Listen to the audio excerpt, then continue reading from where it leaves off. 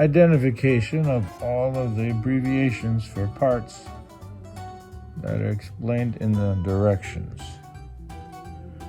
Unfortunately, while I work on my construction, I don't have all these particular parts memorized.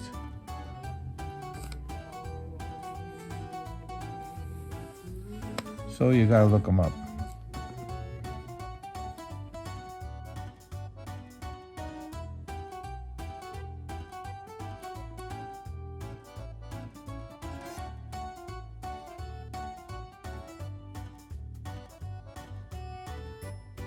All right, I got 10.5 Erector set, and I'm going to try to make that merry-go-round. So I've taken most of the useful parts that we need, set them up over here, made a board.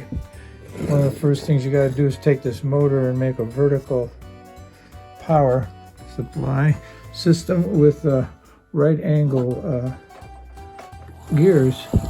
See how that works? The next thing is this part here goes over the top, slides down over it, and that part there, it's going to go down further, is what's in the center of the merry-go-round here. And there is the setup right there, built on these metal plates. I'm not using metal plates, I'm going to build it on the board.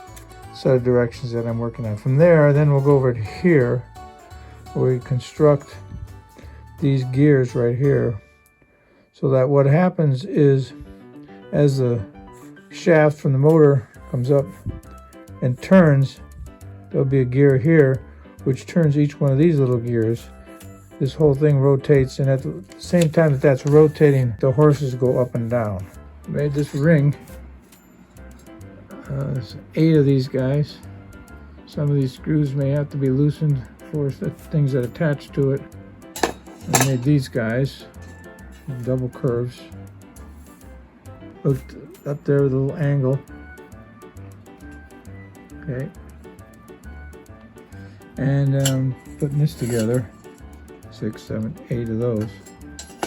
And then there'll be a piece that goes from here to there that holds them together. And this bottom base will be made out of these curve guys.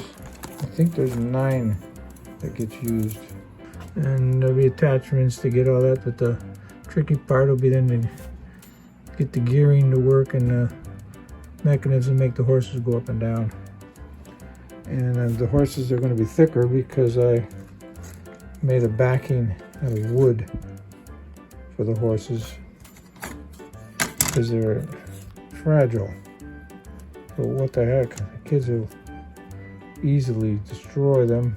And I can hook a little chair to the back side of the horse, possibly. Maybe using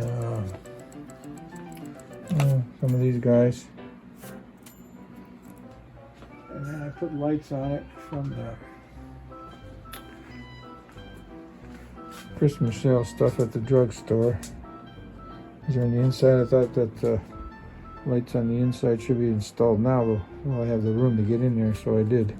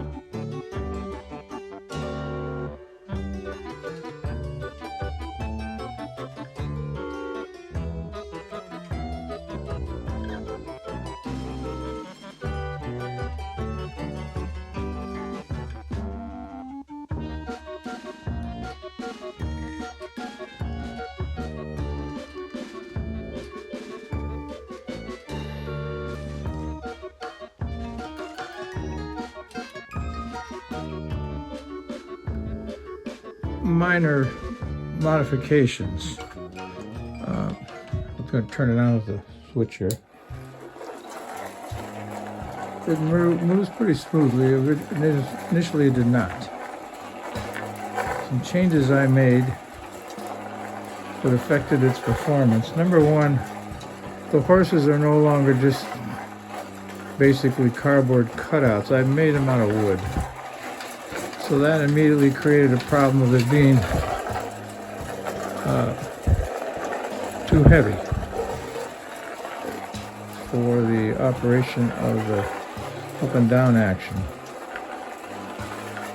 So instead of going to the second opening on the offset where it goes up and down, I went on the first opening or hole, which significantly reduced the amount of work it takes to lift the horse.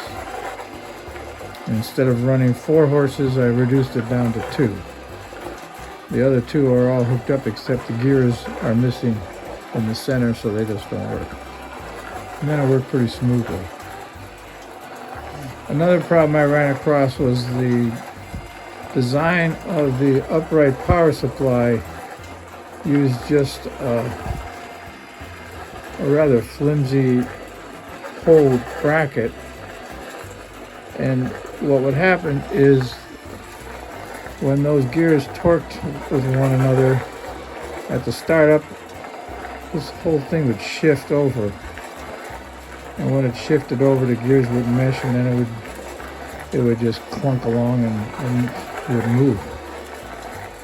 So I used the angle irons that comes in the Erector set, and that prevented the support system from bowing back and forth, which it was doing.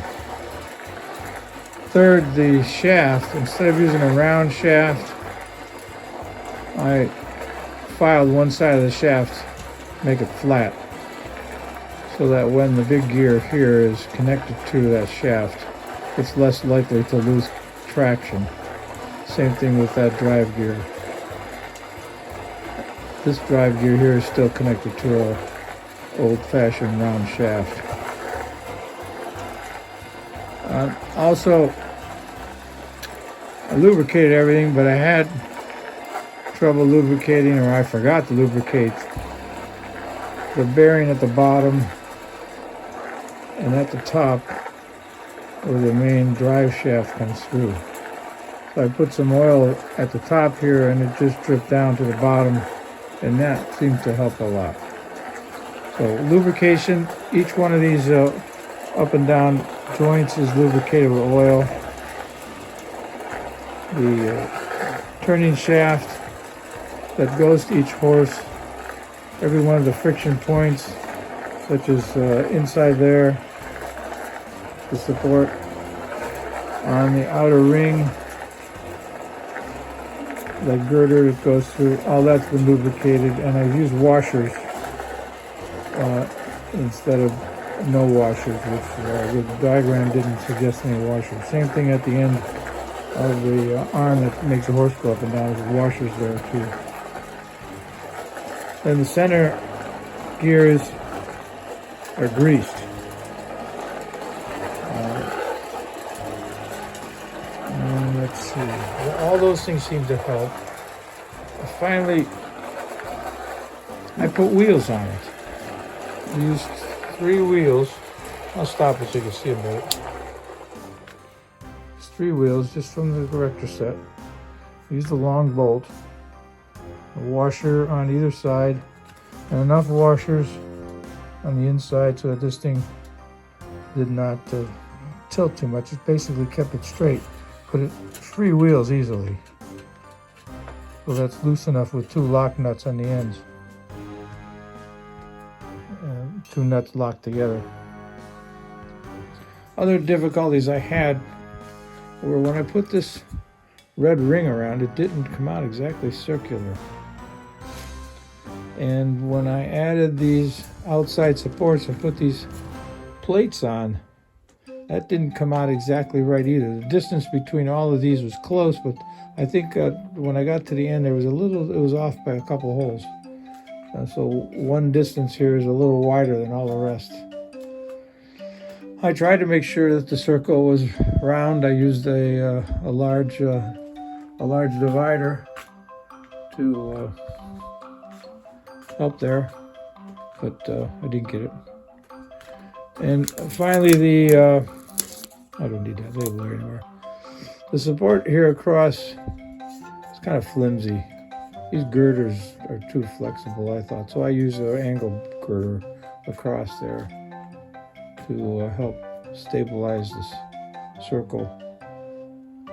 I don't know whether I really needed that, but I decided to do it.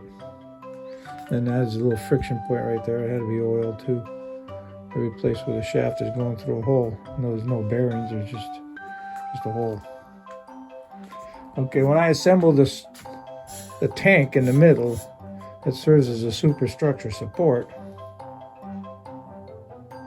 foolishly, I tried to assemble everything while the tank was enclosed. In other words, I made it around a cylinder and screwed it together. And then I'm trying to put these screws in the top and on the bottom. I should have done all that while the tank was still open. I think I could have had easier access to some of that stuff. And I don't think there was any mention of directions about working with the tank open or closed to put the brackets on. Okay. And I made sure all these nuts were really tight, and because I know there's going to be vibrations in there, they're tight.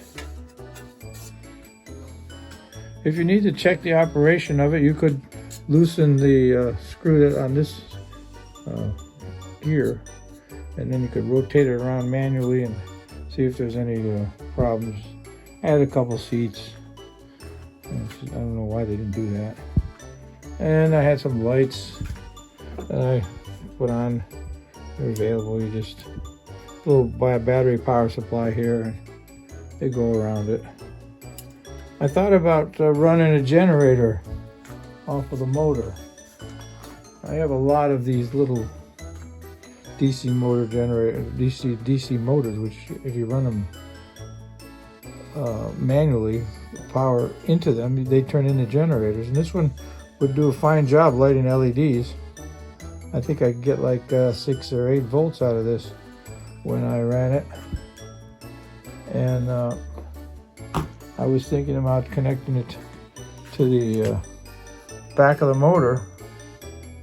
As you can see, there's the way this is set up, there's no easy way to connect to that since I have wheels. If I hadn't had wheels, I could run the power shaft out here someplace, connect the generator here, and then the generator could run the lights. The nice thing about having a generator, if I had done that, would be the generator would come on and come off as the ride starts and stops. It would be automatic, and that would be kind of nice. I put these seats on there. They don't have the direction this is, so kids could put a little person in there theoretically. Surprised they didn't have something like that. And of course, when you set this up, you want the 2 horses that are going up and down, or the 4 horses that are going up and down, to be opposite with one another so they balance each other out. So one's going up, the other one's going down. And it's hard to watch that because it moves so fast. But you can see they're opposite one another. I also considered adding a spring so that when the horse was going down, it would stretch the spring, and the spring tension would be just equal to the weight of the horse. So basically that would be no work for the motor. Gravity would be equal to the pull of the spring. Then when it gets to the bottom, the spring would pull it back up a little bit and help on the rising of the horse. That didn't work too good. I tried a rubber band, stretching it out, and it seemed to help a little bit, but it was pretty minor. It seemed to be an insignificant amount of change. in how smoothly the motor could run. So there it is. It took me about 3 days on and off. And the directions are really horrible. They're minimal. And what makes the directions really bad is the pictures. The pictures are not real clear. And when you're trying to count holes, the pictures, the resolution's not good enough. They need to have more pictures, more details of different parts. And then if they have a close-up of one particular part, they needed to show further away to give you a little bit of orientation. So anyhow, I built this before using the directions in the manual, and I know it's possible. Just I wasn't impressed.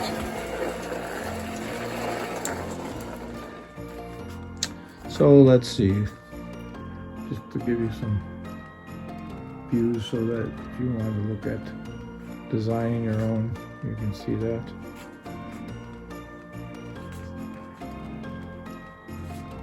There's basically 3 of these hold, I don't know what to call them, wheels that are connecting the power axle to the merry-go-round. So there's 3 screws that are tight around this axle, driving this thing around. The directions, I think, show that this screw for this gear is flipped, so the screw's on this side and the gear goes the other way. I found it worked okay this way. The clearance is all right. It's not hitting. Also, this bend. I watch this bend. If it's bent more of an angle, I think more like the picture shows.